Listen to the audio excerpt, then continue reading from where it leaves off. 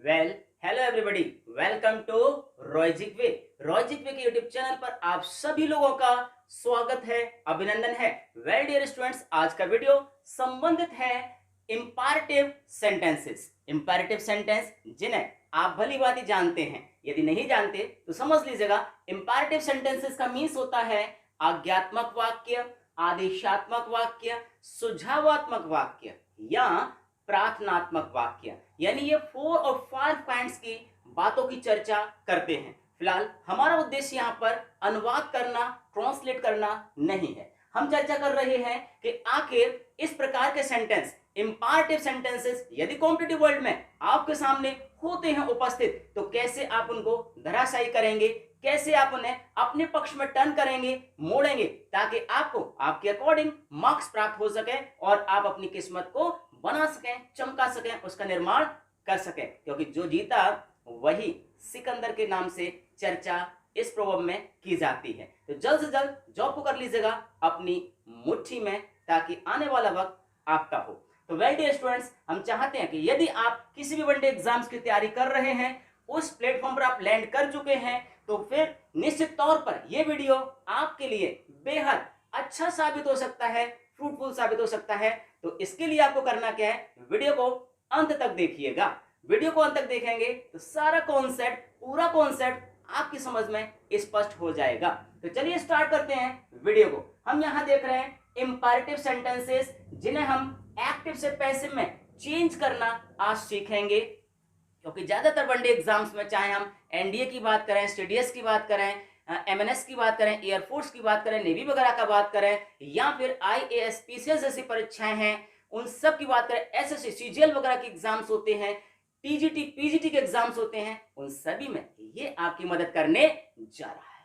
तो देखिएगा, हम पहला सेंटेंस ले रहे हैं, let him complete the work. यानी ये वो इंपैरेटिव सेंटेंसेस हैं जिनमें हम बात करते हैं कि ये लेट से स्टार्ट हो रहे हैं, लेट से शुरुआत हो रही है। यदि ऐसे सेंटेंस आपको मिलते हैं जिनकी शुरुआत लेट से हो रही है और लेट के पश्चात कोई ऑब्जेक्ट आ रहा है, जैसे यहां पर हिम आया हुआ है और उसके पश्चात complete the work, the work भी एक ऑब्जेक्ट के रूप में है। कभी कभी डियर स्टूडेंट्स, हमें सेंटेंसेस में डबल ऑब्जेक्ट यानी 2 ऑब्जेक्ट मिल जाते हैं, एक डायरेक्ट और एक इनडायरेक्ट ऑब्जेक्ट, उनकी भी चर्चा हम लोग करते हैं। तो यहां हम बात कर रहे हैं let him complete the work, और जहां पर लेट का यूज होता है वहां लेट का सेंस अलाउ और परमिट से लिया जाता है, यानी अनुमति देना या आज्ञा देने के सेंस में। यहां बात कर रहे हैं let him complete the work, यानी उसको कार्य कंप्लीट करने दीजिएगा, उसको कार्य कंप्लीट करने दीजिएगा, ये सेंस यहां पर आ रहा है डियर स्टूडेंट्स।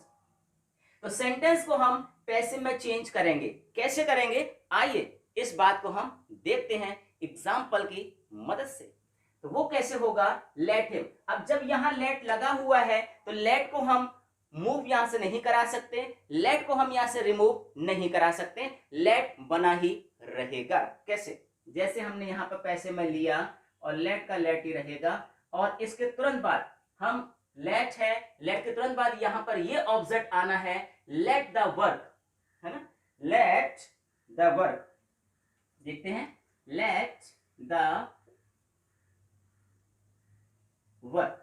और आपको पता है कि जो लेट के केसेस हैं, परमिशन अलाउड वाले केसेस होते हैं, अलाउ वाले केसेस होते हैं, उनमें लेट के पश्चात यानी ऑब्जेक्ट आ गया और ऑब्जेक्ट के पश्चात हमें यहां पर ये बीई का यूज करना है, जिसे हम पैसिव स्पेशली वर्ब बोलते हैं, पैसिव स्पेशलाइज्ड वर्ब बोलते हैं। तो let the work be, let the work be completed. अब क्योंकि वहां पर कंप्लीट है, वर्ब की फर्स्ट फॉर्म है, लेकिन यहां पर हम वर्ब की थर्ड फॉर्म का यूज करेंगे, तो let the work be completed, और लिखा हुआ है लेट हिम, यानी उसको करने दीजिएगा। इसका मतलब कि कार्य उसके द्वारा कंप्लीट हो जाने दीजिएगा, उसको कार्य कंप्लीट किया जाना चाहिए, वो कार्य को कंप्लीट करे, उसके द्वारा कार्य कंप्लीट होना चाहिए, ये सेंस है। तो let the work be completed by him, ये सेंस हमारा यहां पर आ रहा है। तो let the work be completed by him, क्या सेंस बना, late the work be completed by him, यानी उसके द्वारा कार्य पूरा किया जाना चाहिए, ये सेंस है, उसको परमिट कर देना चाहिए, उसको अलाउ कर देना चाहिए इस कार्य के लिए कि वो कार्य को कंप्लीट कर सके। तो ये था सेंटेंस नंबर 1। अगला सेंटेंस हम यहां देख रहे हैं कि let's discuss the matter. Let's discuss the matter. अब कमॉन यहां भी समझिएगा, लेट डिस्कस द मैटर, ये लेट है, ये आपका ये है कि हम चलिए हम लोग इस मैटर को डिस्कस करते हैं। जब भी लेट के बाद अस आता है तो वो एक प्रकार का प्रपोजल है, एक प्रकार का प्रस्ताव होता है कि चलिए हम लोग ऐसा करते हैं, है ना। तो let us discuss the matter, चलिए आइए हम इस मैटर को डिस्कस करते हैं। कैसे बनाएंगे? शुरुआत वही लेट से होगी, जैसे LET, लेट। अब क्योंकि इसमें ऑब्जेक्ट क्या है? The matter. कमॉन, ऑब्जेक्ट क्या है? The matter. आखिर हम किस चीज को डिस्कस कर रहे हैं? तो जवाब हमको मिल रहा है द मैटर, इसलिए हम क्या कहेंगे? लेट। लेट के तुरंत बाद ऑब्जेक्ट ले लीजिएगा, let the matter.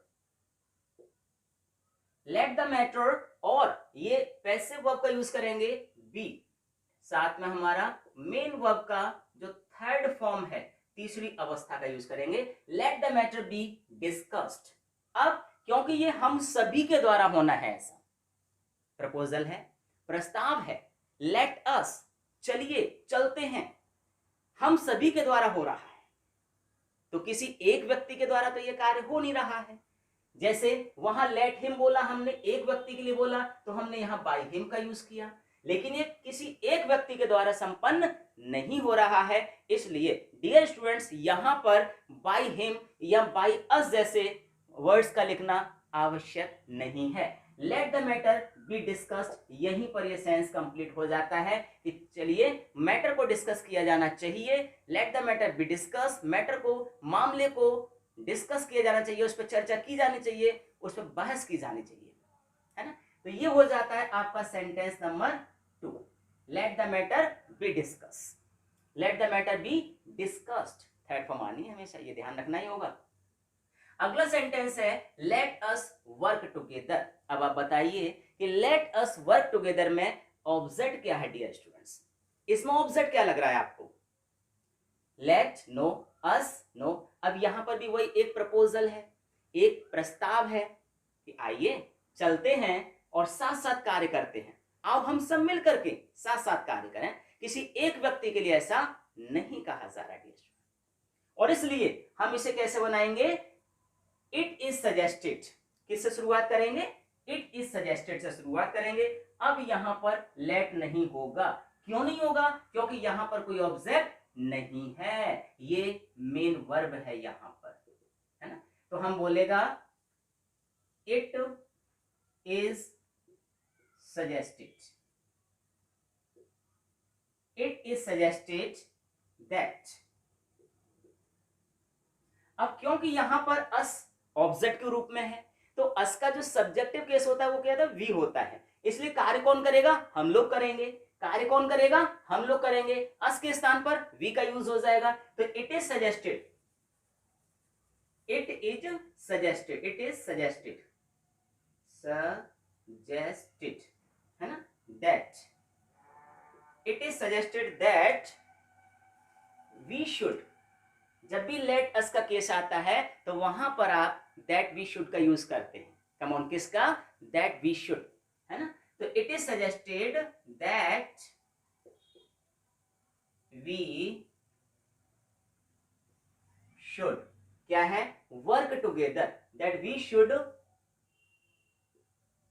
Work together, ये देखिएगा, है ना। It is suggested that we should, हमने दैट को 2 बार लिखा हुआ है यहां पर, ऐसी कोई खुशी की बात नहीं है। That we should work together, है ना।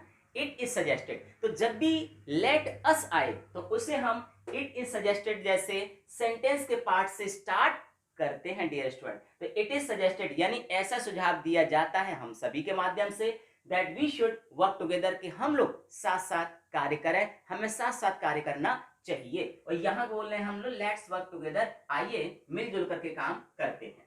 अब अगला सेंटेंस है फोर्थ वन, यानी फोर्थ सेंटेंस ये था आपका थर्ड सेंटेंस और ये हो गया आपका फोर्थ सेंटेंस। क्या लिखा हुआ है? Let's dance. तो बिल्कुल वैसा ही है ना, यहां पर भी सुझाव दिया जा रहा है कि आइए चलो भाई मिल करके नृत्य करते हैं, डांस करते हैं, लेट्स डांस, है ना, उस सेंस में ये यूज हो रहा है। तो लेट्स डांस यानी शुरुआत में हम क्या लेकर के आएंगे, इट इज सजेस्टेड, शुरुआत हम करेंगे इट इज सजेस्टेड से, इसको अब यहां से रिमूव कर देते हैं, इट इज सजेस्टेड दैट। अब क्योंकि अस का जो मीन्स है वो वी से है, इसलिए यहां पर क्या लिखेंगे, it is suggested that we should dance. ये केस बन गया लेट्स डांस के लिए, it is suggested that we should dance, यानी दैट वी शुड का यूज हमको करना ही करना है, क्योंकि यहां पर लेट्स आ रहा है और ये साथ में आपका पूरा एक स्ट्रक्चर रहेगा ही रहेगा। तो लेट्स डांस को it is suggested that we should dance, it is suggested that we should dance का यूज हमने यहां किया हुआ है। It is suggested that we should work together, we should work together, है ना, इस सेंस को हमने यहां पर ले लिया है, वी शुड वर्क टुगेदर का यूज किया हुआ है। और यदि हम सेंटेंस 5 की बात करते हैं, सेंटेंस नंबर 5 की बात करते हैं, तो सेंटेंस 5 क्या है, let's play together, come on let's play together, आइए मिलजुल करके खेलते हैं, साथ साथ खेलते हैं, ये यहां पर चर्चा किया जा रहा है। तो शुरुआत क्योंकि सेंटेंस नंबर 5 है, तो इसलिए हम क्या कहेंगे, पूरा सेंस वही रहेगा, इट इज सजेस्टेड, है ना, दैट, और साथ में वी शुड प्ले टुगेदर,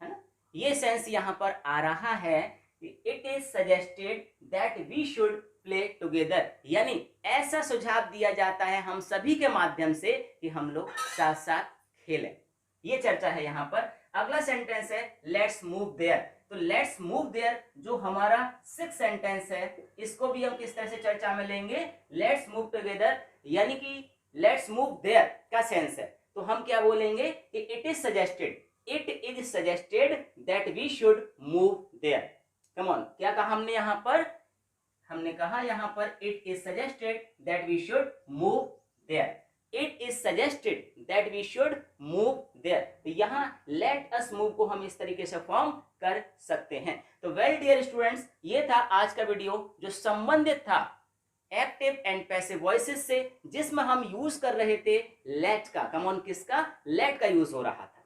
उम्मीद है और आशा हमें दोनों है कि ये वीडियो भी आपके दिलो दिमाग में उतरेगा और आपके अकॉर्डिंग आप जो चाहते थे उस पर ये सफाइस करेगा, मीट करेगा। वेल, मैं हूं इंग्लिश ट्रेनर HM रॉय और आप तक ये वीडियो पहुंचा है रॉयजिक वे यूट्यूब चैनल के माध्यम से, जिसने ठाना है कि सफलता तो आपको दिलवाना ही है। तो वेल डियर स्टूडेंट्स, वीडियो आपको पसंद आया है तो वीडियो को आप लाइक कर दीजिएगा, साथ में यदि चैनल के लिए आप नए हैं, पहली बार दस्तक दे रहे हैं, तो चैनल को आप सब्सक्राइब कर दीजिएगा, और ना केवल आप सब्सक्राइब कर बल्कि अपने नियर एंड डियर वंस तक भी इस मासेस को, हमारे इस प्रयास को पहुंचाइए, ताकि ये उनके भी कार्य आ सके, उनके लिए भी बेनिफिशियल प्रूव हो सके। आज की वीडियो में इतना ही।